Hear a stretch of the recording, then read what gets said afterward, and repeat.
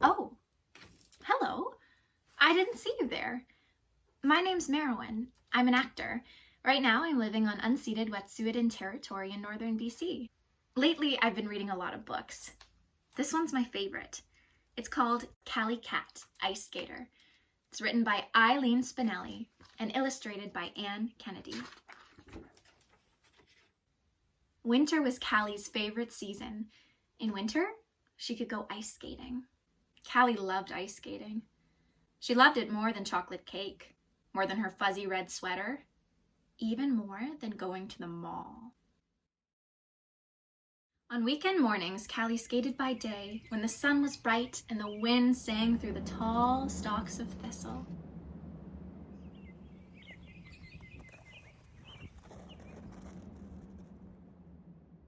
During the week, she skated by night, when moonlight flowed silvery across her backyard pond and frost dusted the bench where she laced up her skates. Whenever Callie skated, she felt a melting sweetness that had no name. Callie's friends Lisa and May didn't care much for ice skating. They were always trying to get Callie to do something else. Let's play Go Fish. Let's make bead necklaces. Until they heard about the Honeybrook ice skating contest. Look, cried May, waving the flyer in Callie's face. It's a contest, said Lisa. Ice skating, prizes, a 1-year free pass to the Honeybrook ice rink, new clothes, a ride in a white limo. They showed the flyer to Callie's mother. Do you want to enter this ice skating contest? Her mother asked. Before Callie could reply, May piped up. Of course she does. She'd be a banana if she didn't, said Lisa. And so, it was settled. On weekends, by day, Callie practiced ice skating. Do that spin again, called May. During the week, Callie practiced by night. Be more graceful, called Lisa. Finally, the day of the contest arrived. Good luck, said her father. Just do your best, said her mother. Win, said Lisa. Win, said May. Soon came the announcement. All contestants to the ice. The skaters filed out. Callie tried to find her parents and friends in the crowd. She couldn't see them, but she could hear May shouting, "Careful on those spins." Callie was 5th in the lineup. She watched the first 4 skaters. The first one danced a beautiful program, but on the last spin, she fell. The second girl twirled herself dizzy, smack into the lap of a judge. The third got the giggles, and the fourth burst into tears. Callie began to believe she could win the contest. She thought of the prizes: a 1-year pass to the Honeybrook ice rink, new clothes, a ride in a white limo. She thought, I'd be a banana not to want that. Callie heard the announcer call her name. At last, it was her turn. She leaned into the music, pushed off, and glided across the ice. She sailed. She twirled.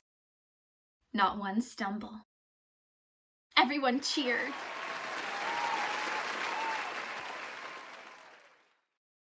Callie watched the next 3 skaters. 2 of them were very good.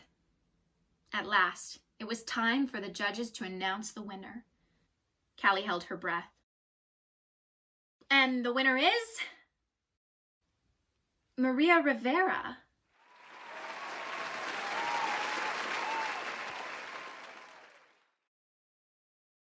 You did your best, said Callie's mother.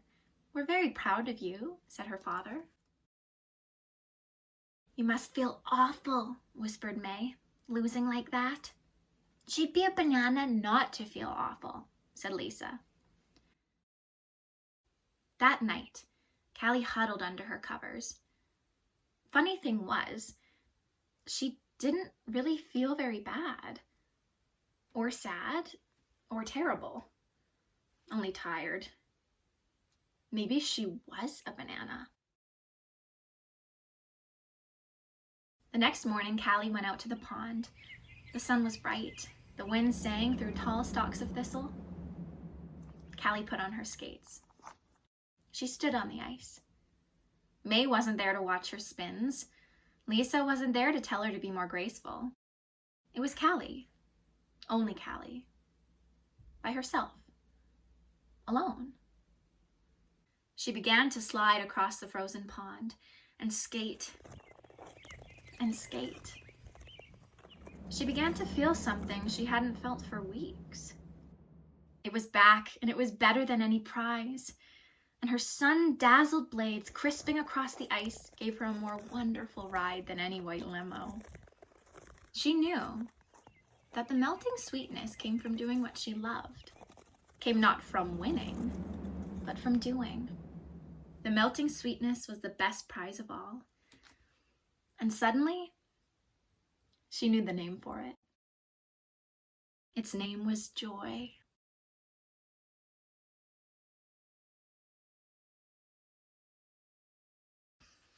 I really like that story. I think it tells us a really good lesson. It helps us remember that winning isn't everything. And if we love something, that's enough. Thanks for listening. Take care.